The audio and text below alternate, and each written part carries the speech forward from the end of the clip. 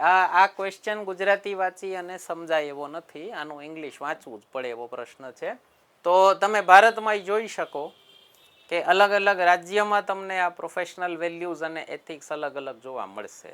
જેમ કે ગુજરાતની એક અલગ પ્રોફેશનલ વેલ્યુ એથિક્સ સિસ્ટમ કામ કરતી હશે. તમે બિહારમાં જોશો ને તો એ તમને ઘણી જુદી જોવા મળશે. શું કીધું છે? Professional values and ethics are not absolute, very across the cultures. બરાબર, એટલે જેમ દેશની કલ્ચર ફરે, સંસ્કૃતિ ફરે, એમ પ્રોફેશનલ વેલ્યુઝ અને પ્રોફેશનલ એથિક્સ. ગુજરાતી શું થાય? તર્કસંગતતા અને ભાવનાત્મકતા એ માનવ વ્યક્તિત્વની બે બાજુઓ છે, બે પાસાઓ છે. સમજાવો.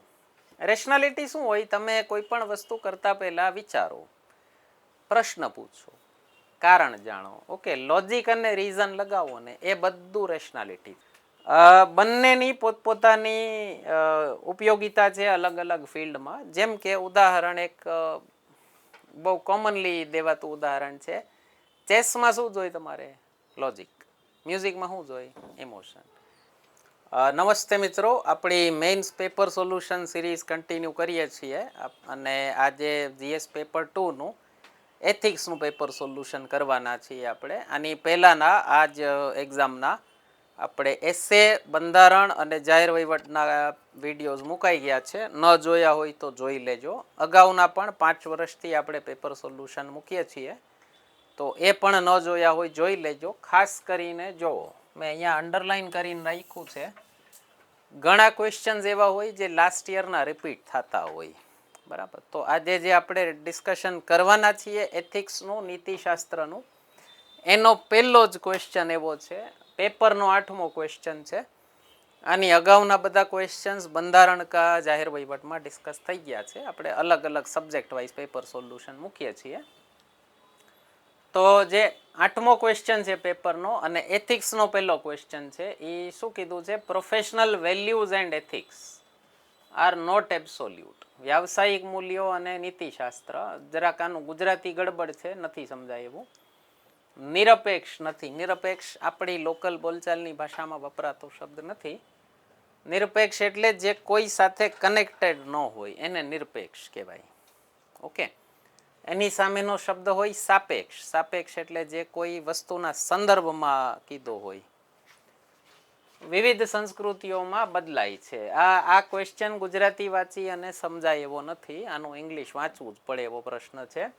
શું કીધું છે? Professional values and ethics are not absolute, very across the cultures. બરાબર, એટલે જેમ દેશની કલ્ચર ફરે, સંસ્કૃતિ ફરે, એમ પ્રોફેશનલ વેલ્યુઝ અને પ્રોફેશનલ એથિક્સ. અહીંયા ફક્ત એથિક્સની વાત નથી થતી. હા, ઇંગ્લિશ ભાષા વાંચવાની એક ટ્રીક હોય. એક સબ્જેક્ટ આપ્યો હોય ને તો પછી આને કનેક્ટિંગ ટર્મ કહેવાય, એન્ડ. તો આને વાંચવાનું આવી રીતે, professional values and professional ethics. એટલે ફક્ત એથિક્સની વાત નથી થતી, આમાં પ્રોફેશનલ એથિક્સની વાત થાય છે.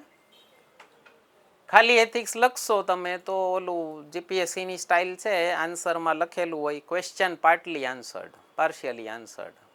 ઓકે, તો એવો તમને રિમાર્ક મળે અને માર્ક્સ ઓછા મળે. તો બહુ મસ્ત, એક તો એથિક્સ બહુ મસ્ત ટોપિક છે અને આ વર્ષથી જે મેઇન્સ લેવાણી છે એમાં તો એથિક્સનું પેપર જ અલગ કરી નાખ્યું, પ્યોર યુપીએસસી પેટર્ન પર ગયા છે. પણ પ્રીવિયસ યર્સના બધા પેપર સોલ્યુશન ફરીથી કહું છું, જોઈ લેજો. આપણા પાસ થયેલા સ્ટુડન્ટ્સે કીધેલું છે કે છોકરાઓને કહેજો તૈયારી શરૂ કરે ને ત્યારથી મેઇન્સના પેપર સોલ્યુશન બધા જોઈ લે, ખૂબ હેલ્પ થાય. ઓકે, એટલે તમે આ વર્ષે એક્ઝામ આપવાના હો મેઇન્સની તોય જોઈ લેજો, 2 વર્ષ પછી દેવાના હો તોય જોઈ લેજો. તો પહેલી વસ્તુ, આ ક્વેશ્ચન રિપીટ કઈ રીતે છે લાસ્ટ યરમાંથી? આપણે અગાઉ પણ વિડીયોઝમાં વાત થયેલી છે કે ઘણી વખત એક ટોપિક હોય ને એને થોડુંક તમે ડાયમેન્શન ફેરવીને જુઓ ને, અથવા એની થોડીક ડિટેલ ડિસ્કશન કરી હોય જે આપણે લોકો નોર્મલી કરીએ છીએ, તો એમાંથી એનો સાઈડવાળો ટોપિક એકાદો બીજું ડાયમેન્શનથી એનો એ ટોપિક પૂછાઈ જતો હોય. તો લાસ્ટ યરમાં છે ને આવો જ એક ટોપિક પૂછાયો હતો, આપણે પેપર સોલ્યુશન મૂકેલું છે, અલગથી વિડીયો મૂકેલો છે, difference between ethics and beliefs. આમાં એથિક્સ હતું. તો એમાં આપણે વાત થઈ હતી કે દેશ ફરે, સમય ફરે, કાળ ફરે, આપણે ઓલું કહેવાય ને દેશ કાળ પરિસ્થિતિ ફરે, એમ એથિક્સ અને બિલીફ્સમાં ડિફરન્સીસ જોવા મળે તમને. આપણે થોડુંક ડિટેલમાં ડિસ્કસ કર્યું હતું તો એ વસ્તુ તમને અહીંયા પ્યોર એ જ ટોપિક પૂછાયો છે કે જેમ દેશ ફરે એમ તમને આમાં ચેન્જીસ જોવા મળે. બરાબર, તો એટલા માટે પ્રીવિયસ યર પેપર સોલ્યુશન ખાસ જોઈ લેવા. ઓકે, હવે આ કેનો પ્રશ્ન છે? એને કહેવાય કલ્ચરલ રિલેટિવિઝમ. રિલેટિવિઝમ એટલે કલ્ચર હોય ને એ જે તે સમાજ પ્રમાણે બદલાતું હોય. બરાબર, તો પ્રોફેશનલ વેલ્યુઝ પણ બદલાશે, પ્રોફેશનલ એથિક્સ પણ બદલાશે. ખાસ કરીને એથિક્સના અને વેલ્યુઝના સંદર્ભમાં કોઈ વાત જોવો તમે તો ઘણી વખત કોઈ વસ્તુ એક સોસાયટીમાં એક્સેપ્ટેબલ છે એ બીજામાં ન હોય. બરાબર, તો તમે ભારતમાં જોઈ શકો કે અલગ અલગ રાજ્યમાં તમને આ પ્રોફેશનલ વેલ્યુઝ અને એથિક્સ અલગ અલગ જોવા મળશે. જેમ કે ગુજરાતની એક અલગ પ્રોફેશનલ વેલ્યુ એથિક્સ સિસ્ટમ કામ કરતી હશે, તમે બિહારમાં જોશો ને તો એ તમને ઘણી જુદી જોવા મળશે. ઓકે, આપણું કેપિટલિસ્ટિક કલ્ચર હોય ગુજરાતનું અને ત્યાં થોડુંક સોશિયલિસ્ટિક કલ્ચર ચાલે છે. ઓકે, બિહારમાં સમાજવાદ આમ અંદર ગુળ અંદર ઘૂસી ગયો, બંગાળમાં જોશો સેમ વસ્તુ લાગુ પડશે. તો આપણા એ બિહેવિયરલ પેટર્નમાં તમને દેખાતું હોય. બરાબર, આપણા એક ગુજરાતના વેપારીઓની એક ફરિયાદ હોય ને, દિલ્હીવાળાઓ સાથે ડીલ કરતા હોય તો ઘણા એ લોકો કહેતા હોય ભાઈ આવું આવું ધ્યાન રાખવું. શું કામ? પ્રોફેશનલ એથિક્સમાં બંને જગ્યાએ ડિફરન્સ હોય. તો આપણે એક પેટર્ન પ્રમાણે ચાલતા હોય કે ભાઈ ગ્રાહક ન છૂટવું જોઈએ, અને ઘણી ઘણી જગ્યાએ કેવું હોય પ્રોફિટ ન ઘટવો જોઈએ, ગ્રાહક જાય તો ભલે જાય. તો ડિફરન્સ આવી ગયો. બરાબર, અચ્છા, અત્યારે બૃહદ સેન્સમાં વાત કરી લો, રાષ્ટ્રોના સેન્સમાં, તો એક હિસ્ટોરિકલ કન્સેપ્ટ હોય આને લઈને. બરાબર, જે તે દેશની જે તે જગ્યાની કોઈ પણ એક value system ethic system develop થઈ હોય તો એ સેંકડો વર્ષોના ઇતિહાસથી ડેવલપ થઈ હોય. એની પાછળ ઘણું બધું કેટલા બધા ફેક્ટર્સ કામ કરતા હોય. એમાં બીજા શું ફેક્ટર્સ રોલ પ્લે કરે તો આવું ખાસ ડિસ્કસ કરવું. સોસાયટી, રિલિજન આનો ખૂબ મોટો રોલ હોય. બરાબર, કોઈ જગ્યાએ કઈ ટાઈપનું કલ્ચર છે એના ઉપર આ બે વસ્તુનો ખૂબ જ મોટો રોલ હોય. આ બે બહુ મ્યુચ્યુઅલી ઇન્ગ્રેન્ડ વસ્તુ છે, અંદર પરસ્પર એટલી ભળેલી વસ્તુ છે કે છૂટી પાડવી અઘરી થઈ જાય. તમે કોઈ સોસાયટીમાંથી રિલિજન કાઢીને થોડી જોઈ શકો. ઓછી સોસાયટી છે, હમણાં વેસ્ટમાં એવી સોસાયટી જોવા મળે છે કે જેમાં રિલિજન છૂટું પાડી શકો. બાકી બે ચાર દેશ બે ચાર નહીં પણ 15-20 દેશ કાઢી નાખો દુનિયાના તો તમે આને છૂટા પાડીને ન જોઈ શકો. ઓકે, એક્ઝામ્પલ જાપાન, ચાઇના, પશ્ચિમના દેશો બધાની તમે જોઈ લો, બધાની પ્રોફેશનલ વેલ્યુ, પ્રોફેશનલ એથિક્સ તમને બધું અલગ અલગ જોવા મળશે.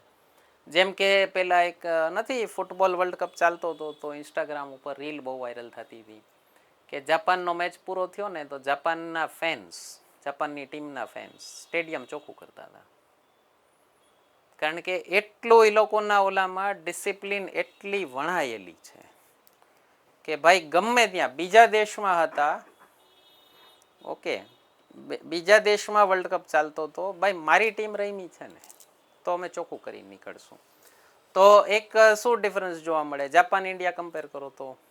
ટાઈમના એકદમ પાબંદ હોય, ટાઈમ ટુ ટાઈમ, શરૂ પણ ટાઈમ ટુ ટાઈમ, પૂરું પણ ટાઈમ ટુ ટાઈમ. ભારતમાં ઓકે એ વસ્તુ હવે ટ્રાય કરીએ છીએ આપણે લોકો ચેન્જ કરવાની.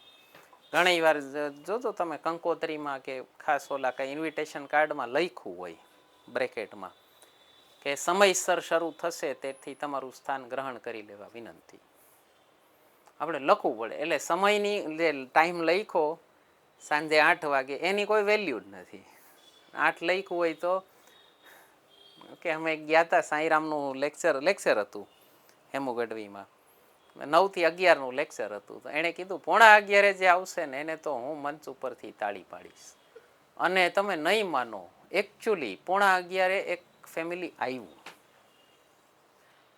અને એણે તાળી પાડી અને એણે કીધું પ્લીઝ આમના માટે તો બધા તાળી પાડો. પછી અમે પાડી. ભાઈ અમે કઈ થોડી મૂર્ખાજી ટાઈમ પર આવી ગયા હતા, પણ લિટરલી 11:15. 11 પૂરું થવાનું હતું. તો એક ડિફરન્સ દેખાશે તમને. બરાબર. ચાઇનાના પ્રોફેશનલ વેલ્યુઝ કેવી થઈ ગઈ છે ખબર છે હમણાંથી? તમે જોજો WTOના નિયમોનું સૌથી વધુ ઉલ્લંઘન ચાઇના કરે. નહીં માનીએ અમે. હાર્ડ બાર્ગેનર્સ હશે. ઓકે. અને થોડાક ઓલા ડોમિનેટિંગ હશે, દબંગી હશે કે અમે કીધું ને એ ટર્મ સ્વીકાર કરવાના તમારે, નહીં બાંધછોડ નથી કરતા. ઓકે. વેસ્ટની અલગ હશે.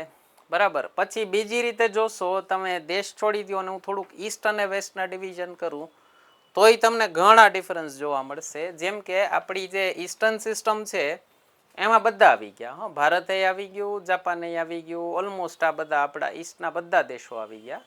તો આપણે વધુ કઈ ઓલા ઉપર ડીલ કરીએ છીએ? આપણે થોડાક ઇમોશનલ ડીલિંગ્સ વધારે કરીએ છીએ. જ્યારે વેસ્ટમાં શું છે, મોર મટીરિયાલિસ્ટિક છે.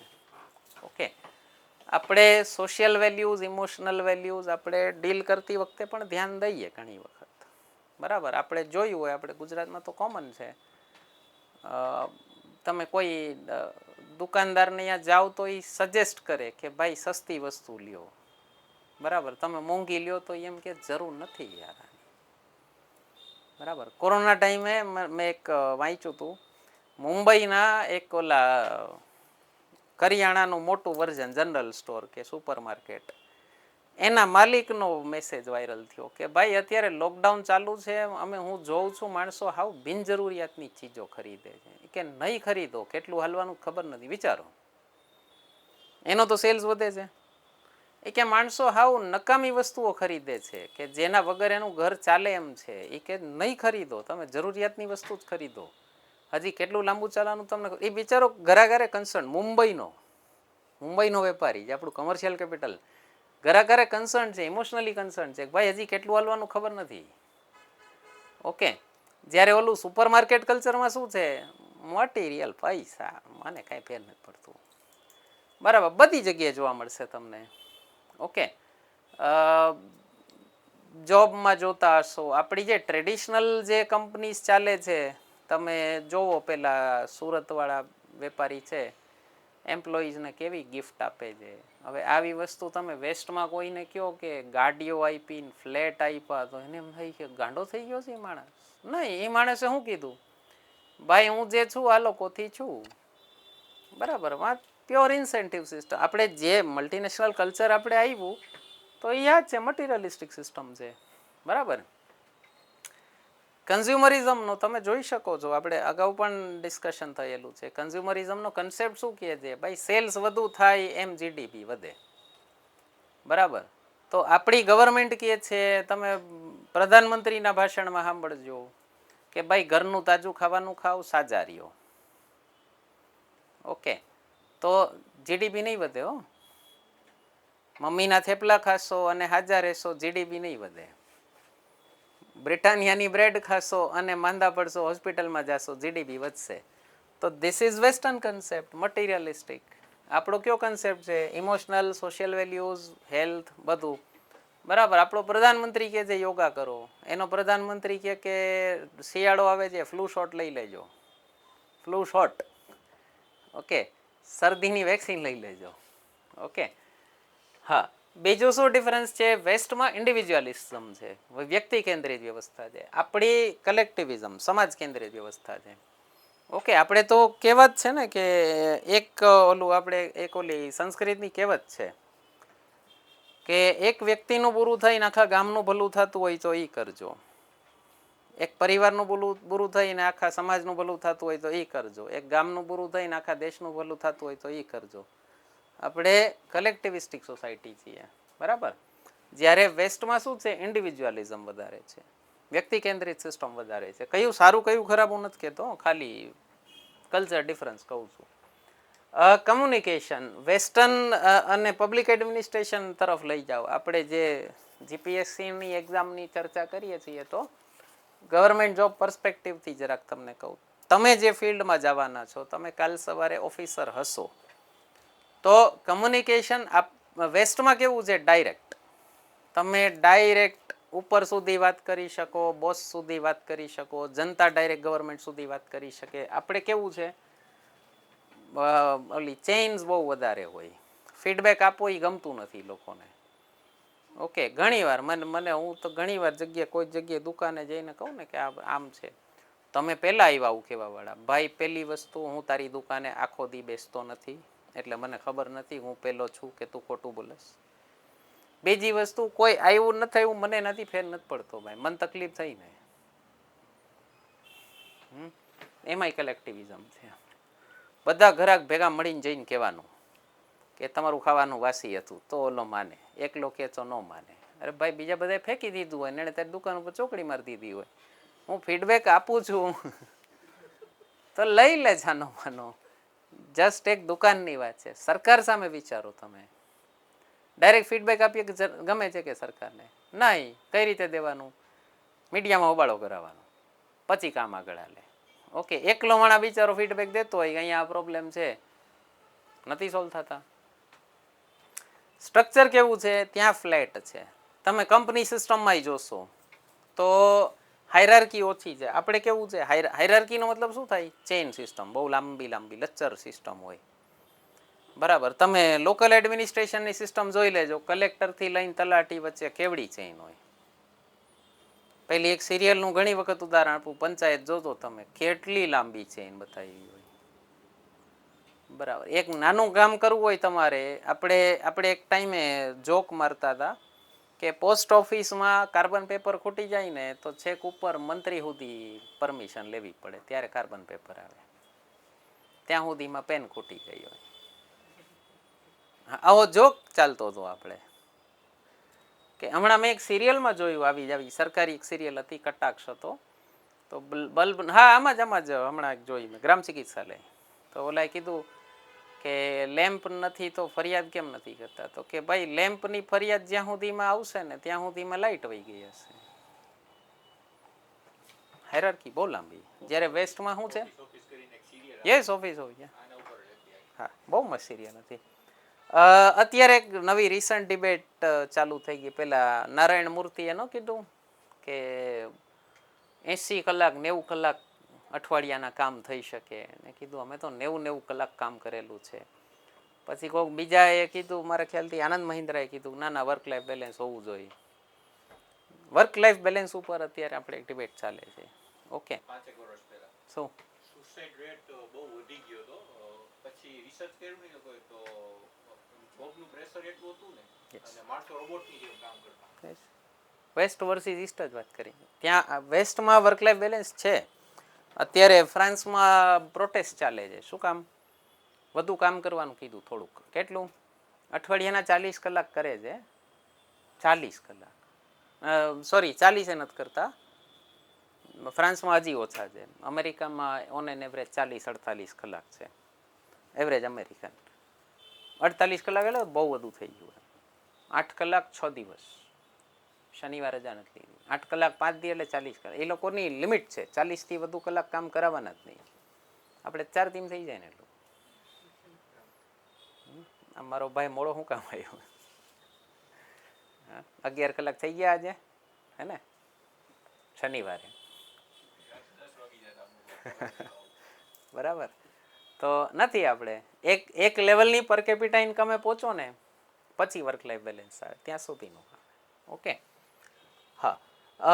બીજું પ્રોફેશનલ અને એથિક્સને જે બધું હોય ને એ એક ઇન્કમ લેવલ ઉપર ડિપેન્ડ કરે. ઇકોનોમિક મોટિવેશન બહુ મોટું ફેક્ટર હોય એની પાછળ. બરાબર. જેમ કે એક ઉદાહરણ આપું તમને. ભારતમાં કરપ્શન વધારે છે, આપણે પબ્લિક એડમિનિસ્ટ્રેશનના પેપરમાં ડિસ્કસ કર્યું.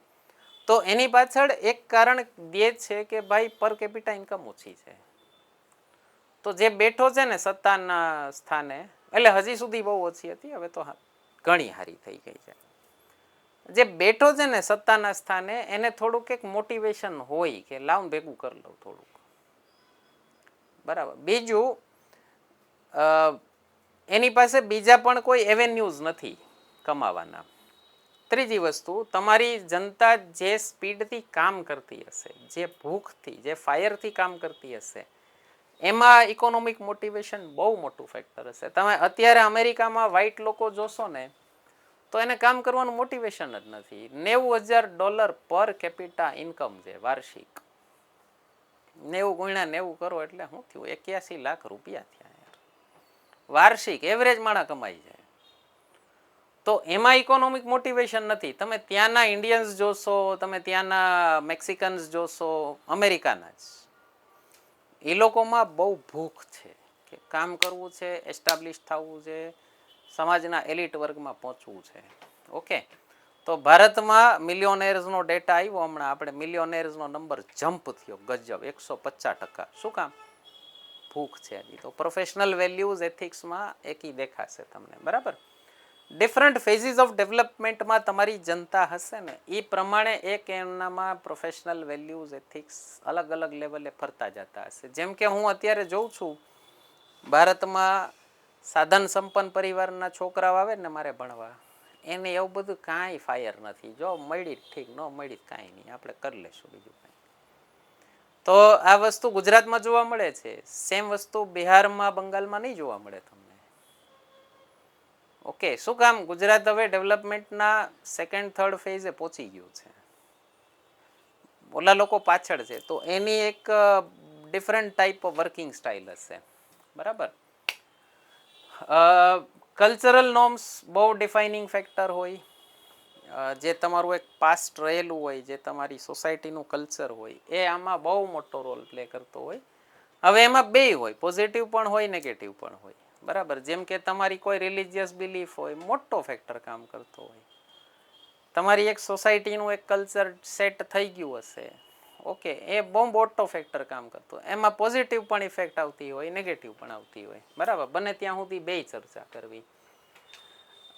સરકાર કેવી છે અને એનું વિઝન કેવું છે, એનો એક બહુ મોટો રોલ હોય. જેમ કે ઉદાહરણ તમે જોજો, ચાઇના રશિયાની સરકાર પહેલેથી કેવી રહેલી? 50 વર્ષ અગાઉનું, 100 વર્ષ અગાઉનું વિચારીને ચાલે. ઓકે, ભારતમાં આપણે કઈ રીતે ચાલતા હતા? 5 યર પ્લાન. ચાલો, 5 યર પ્લાન સરકારનો છે. પછી હવે સરકાર માર્ગદર્શન નથી દેતી તો જનતાનું પોતાનું 20-25 વર્ષનું વિઝન હોય કે હવે મારા છોકરાઓ માટે હું વિચારી લઉં. આ લોકો ક્યાં વિચારે છે? 50-100 વર્ષ.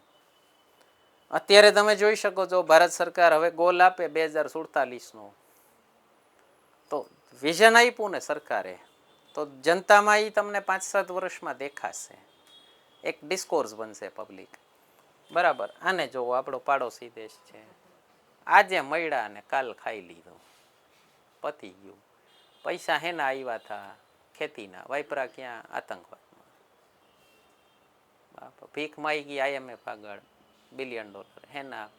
માણસો આગળ ખાવાનું નથી. વાપરા ક્યાં? અલગાવવાદમાં, ભારતમાં હુમલો. જેવા પૈસા આવ્યા એવો હુમલો ફાટ કરતો. આજનું જ વિચારવાનું, કાલનું વિચાર તો બહુ ફરક પડે. બરાબર. ઓકે. પણ અમુક વેલ્યુઝ હશે જે બધે કોમન રહેતી હશે. જેમ કે ઓનેસ્ટી, બરાબર, એફિશિયન્સી, ઇન્ટેગ્રિટી. ઓકે, તમે જે પ્રોફેશનલ લાઈફમાં એક ઓનેસ્ટી બધા એક્સપેક્ટ કરતા જ હોય. બરાબર. પછી અમુક બેઝિક વસ્તુ હશે, અમુક બેઝિક હ્યુમન નેચર હોય, સર્વાઈવલ ઇન્સ્ટિંક્ટ હોય, બધામાં હોય. બરાબર. તો અમુક કોમન હોય. બરાબર છે. ચાલો, તો મિત્રો આશા કરું છું લેક્ચર સિરીઝ પસંદ આવે છે તમને. આપણી યુટ્યુબ ચેનલ ઉપર બાકીની લેક્ચર સિરીઝ પણ પડી છે, એ પણ ન જોઈ હોય જોઈ લેજો. બંધારણ લેક્ચર સિરીઝ 12 લેક્ચર્સ ફ્રીમાં પડ્યા છે. વૈદિક મેથ્સ અને રિઝનિંગની લેક્ચર સિરીઝ, એમાં પણ 12 લેક્ચર પડ્યા છે. કરંટ અફેર્સ વીકલી જોતા રહેજો. અને આપણા એપ્લિકેશન ઉપર ઘણા બધા કોર્સીસ આવી ગયા છે. બંધારણનો કોર્સ આપણો પડ્યો છે, વૈદિક મેથ્સ અને રિઝનિંગનો કોર્સ છે, ભૂગોળ અને સાયન્સ એન્ડ ટેકનોલોજીનો કોર્સ છે, અને કરંટ અફેર્સનો પણ કોર્સ છે. અને કોર્સ આપણે એ રીતે ડિઝાઇન કર્યા છે કે તમને ઓલમોસ્ટ બધી એક્ઝામમાં કામ લાગે. એક જ કોર્સ પરચેઝ કરી લેશો, કોઈ પણ એક્ઝામમાં કામ લાગશે. કોઈ પણ કોર્સ પરચેઝ કરવો હોય તો અમને આ નંબર ઉપર વોટ્સએપ કરજો.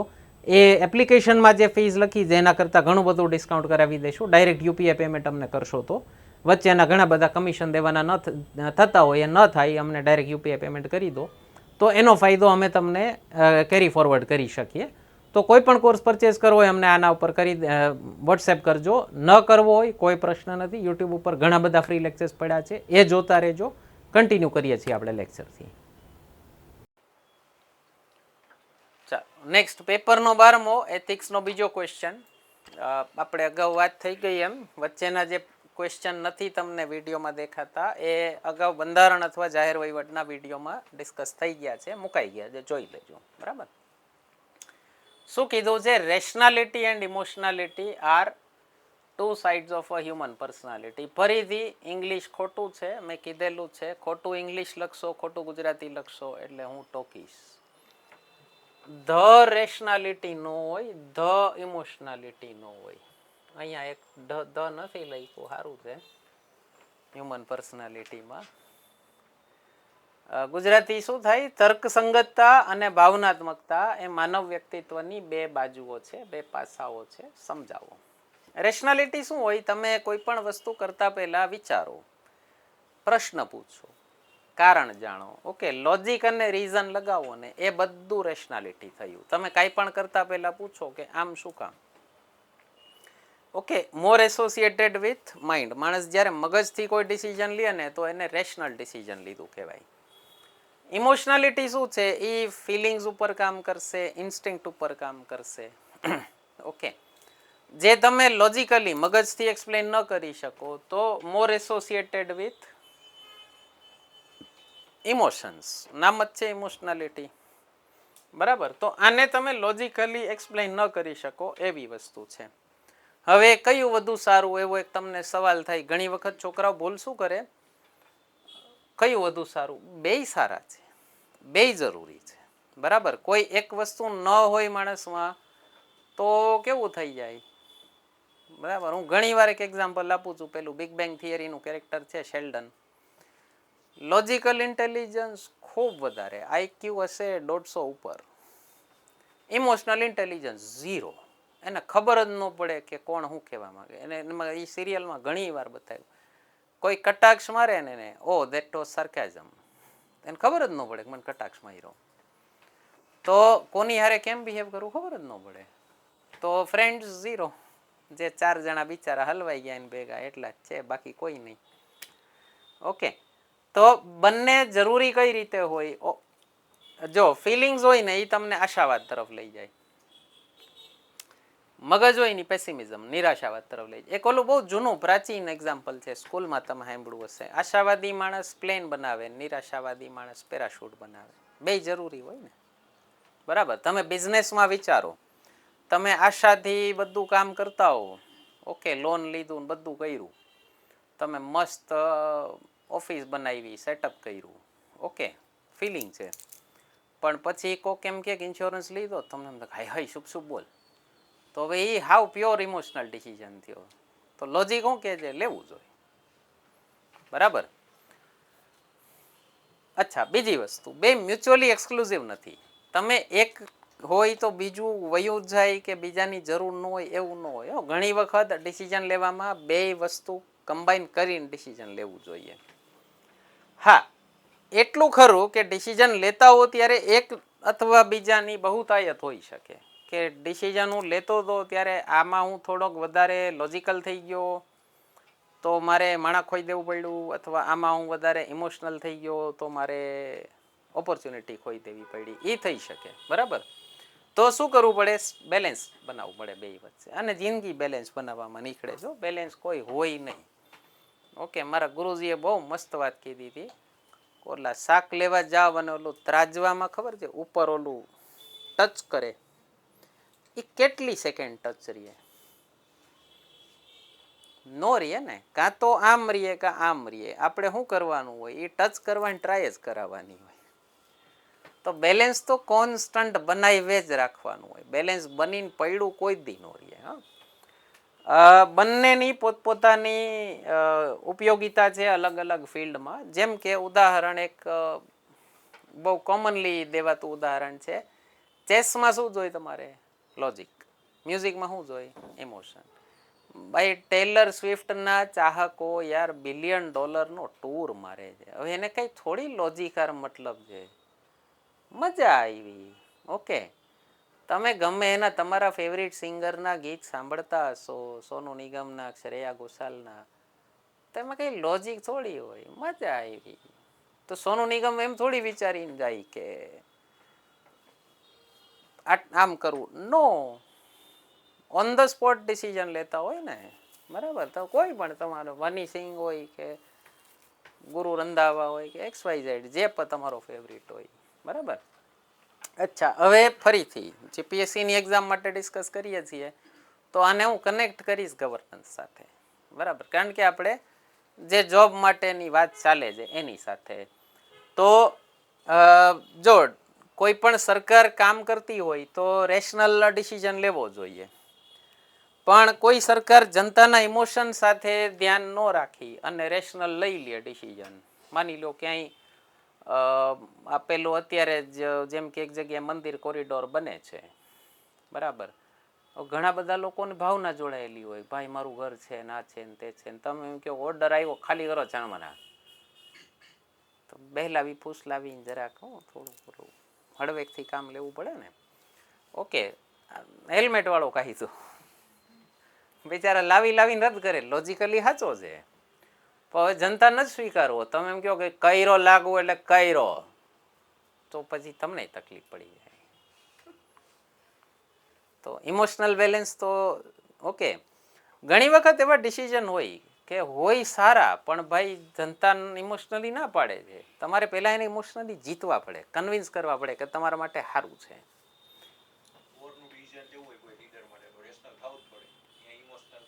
હા, પણ બીજી વસ્તુ, જે કોઈ નેતા ખાલી લોજિકલી લઈને ચાલે ને કે જો આપણે આટલા કામ કર્યા છે વોટ મળી જ જશે, તો એ ધોબી પછાડ ખાશે ઇલેક્શનમાં.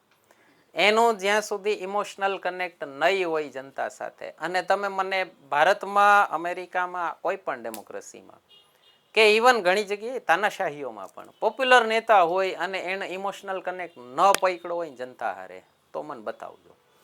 તમે એની જગ્યાએ એવા ઘણા નેતા જોયા હશે કે જે બહુ સારો માણસ હતો, કામ બહુ સારા કરતો હતો, પણ આપણે કે ને એને કોઈ સમજી ન શક્યું. શું કામ? એ સમજાવતો હતો, એ ફીલ નહોતો કરાવતો, બરાબર. તો કોઈ પ્રધાનમંત્રીનો 75મો જન્મદિવસ હોય ને માણસો ગાંડા થઈને બધા જાતા હોય, તો એણે ઇમોશનલ કનેક્ટ પકડી લીધો છે, બરાબર. એના વગર ન જીતી, તમે પોપ્યુલર ન થઈ શકો.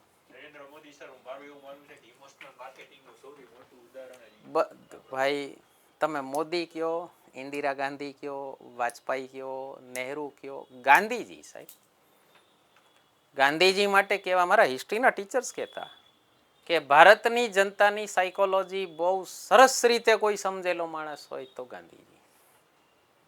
Okay, yes. હવે માની લો કોઈ નેતા છે ખાલી રેશનલ છે, ઇમોશનલ છે જ નહીં, તો એ કેવો હશે? તાનાશાહ, હિટલર, બરાબર. અને મતલબ નેતા છે ને એ જનતાના લાર્જર ગુડ તરફ, પબ્લિક ગુડ તરફ સેન્સિટિવ હોવો જોઈએ, ઇમોશનલ હોવો જોઈએ. તો કોઈને ચિંતા થાય ને કે ભાઈ ઘર નથી બધા આગળ, સમજજો, આવાસ યોજના બનાવે, કોઈ ટોયલેટ બનાવડાવે, ઓકે, લાલ કિલ્લાથી કે યુનાઇટેડ નેશન્સમાં જઈને કહે કે ભાઈ હું ટોયલેટ બનાવડાવું છું, તો ઇમોશનલી સેન્સિટિવ હશે તો બનાવ્યા હશે ને, બરાબર. ઠીક છે, તમે એમ કહો લોજિક એ હતું કે ભાઈ ખરાબ લાગે અને ભારતની છબી કેવી થાય, ઓકે ઠીક છે, પર જનતાની નીડ્સ તરફ સેન્સિટિવ હોવું જ જોઈએ નેતા. ઓકે, વાજપેયી માટે એક શબ્દ કહેવાતો, વાજપેયીનો એક બહુ મસ્ત સ્ટેટમેન્ટ છે કે નેતા હોય ને એને હંમેશા સાહિત્ય સાથે જોડાયેલા રહેવું જોઈએ, કારણ કે સાહિત્ય નેતાને ભાવનાત્મક બનાવે, અને ભાવનાત્મકતા વગર નેતા એ અગેન તાનાશાહ થઈ જાય. તો વાજપેયી માટે ડિસ્ક્રિપ્શન છે કવિરાજ નેતા. ઓકે, આપણે સપ્પર રામ તપસ્વી રાજા, બરાબર. રાજા કેવો હોવો જોઈએ? તપસ્વી જેવો. ઇવન પ્લેટોનું પણ સ્ટેટમેન્ટ છે, ફિલોસોફર કિંગ વાળું, તપસ્વી રાજા, બરાબર. તમારો રાજા અહીંથી સોફ્ટ હોવો જોઈએ, અહીંથી હાર્ડ હોવો જોઈએ, બેયનું બેલેન્સ હોવું જોઈએ. ઓકે, બરાબર. પાસ્ટ પ્રેઝન્ટ બધા એક્ઝામ્પલ દઈ શકો તમે. ઓકે, ઘણા ઉદાહરણ આપી શકો તમે, સિદ્ધરાજ જયસિંહ જેવા ઉદાહરણ આપી શકો. ઓકે, અગેન ફરીથી જાહેર વહીવટવાળા ઉદાહરણ રિપીટ કરીશું, ભાગવતસિંહજી, ગોંડલના સયાજીરાવ, બીજા આપી શકો તમે. ઓકે, ચાણક્ય, ચંદ્રગુપ્ત જેવા. ઓકે, ઘણા બધા કેટલા ઉદાહરણ આપી શકો. ઇવન રાજાઓમાં પણ જે ઇમોશનલ કનેક્ટ પકડી રાખ્યા એ રાજા પોપ્યુલર થયા. ઓકે,